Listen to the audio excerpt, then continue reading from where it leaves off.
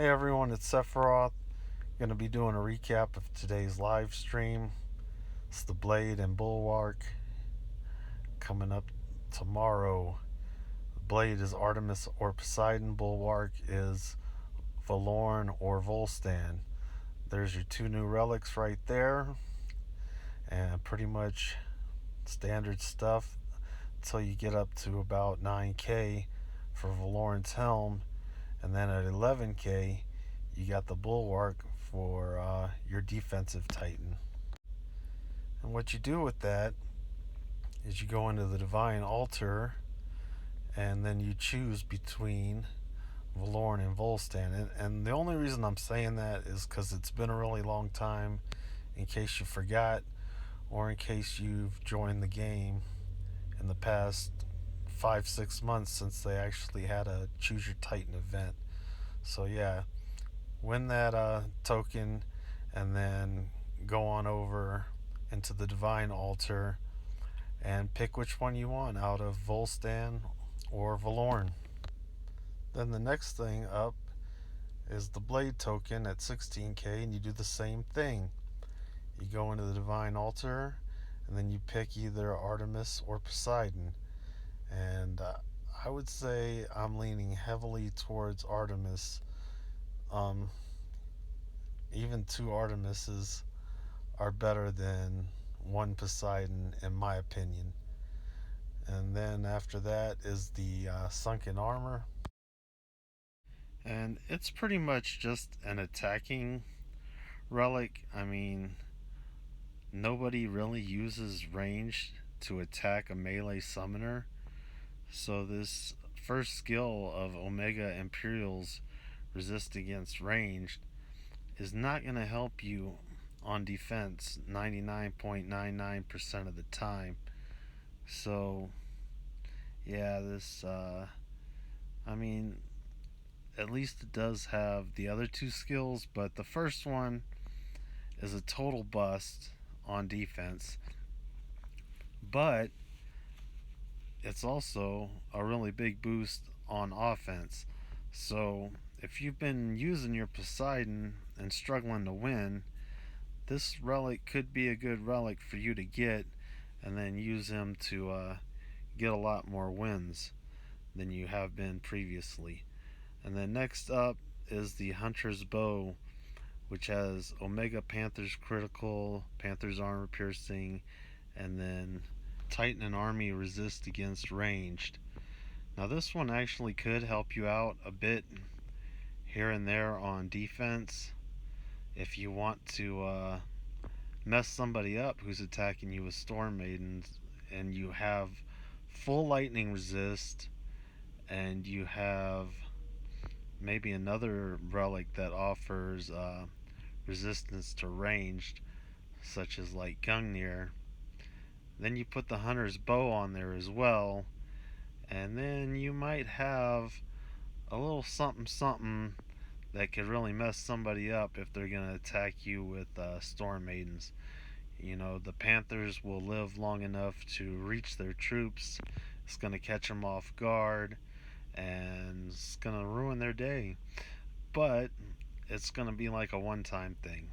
You know, once you've gotten them with it, they're not going to fall for it twice in a row.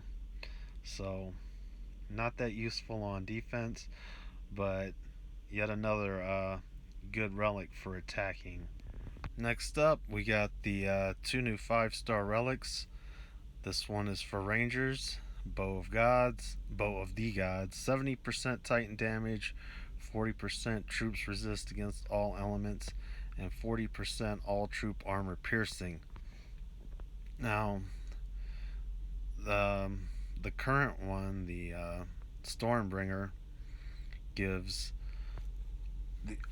a little bit less armor piercing, 30%, but you get 40% troop health and 50% troop damage instead of the 70% Titan damage. So they both got their pros and cons, and you're gonna have to take a long, hard look at them and figure out which one's best for you if you have both. If you don't have a Stormbringer and then you pull this new one, well, I guess it's a no-brainer as to which one to put on your Titan, because this relic is a very good relic, and the 5-star relics in this newest series have been good relics so far. Which brings us up to the next 5-star relic, the Trickster's Blades. 70% Titan damage, 70% Titan resist melee, 85% Titan resist against ranged. Now, this is also a good relic, but it's missing the armor piercing. So, a lot of people, including myself, have a lot of Titans that are specifically kept, as infiltrators because they didn't have any armor piercing and we had the 5-star relic. So now that turns everything on its head. You might want Titans that have the X skilled armor piercing so that you can use this relic instead and have to worry less about whether or not they're going to get killed in 2 or 3 hits. So you can stick a combo there of Dragon Helm Morbid Cloak to attack Artemis, or Dragon Helm Flame Cloak to attack Hades, and your Titan is going to be able to take a lot more hits than they currently can using the other 5-star relic. Now, if you're going up against Minotaur, you're going to need the old school Night Whisperer. But pretty much, aside from him and Valorn, this new one is going to dominate.